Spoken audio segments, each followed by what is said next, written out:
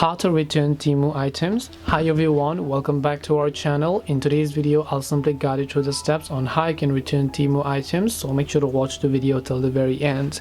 If you would like to return Temu items, all you have to do is go ahead and first of all open the Temu app.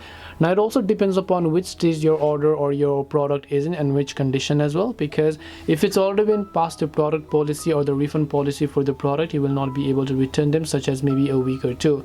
But if it's just been a day or two, you receive the product, you're not satisfied with it, you can actually return the product. For that, all you have to do is of course just go ahead and then make sure to tap the U option from here.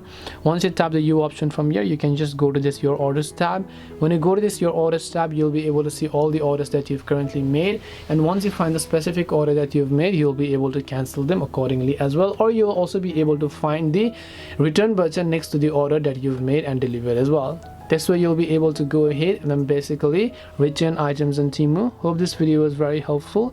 If you have got any questions, feel free to leave them down. Thank you for watching till the end of this tutorial, and see you soon in our next video.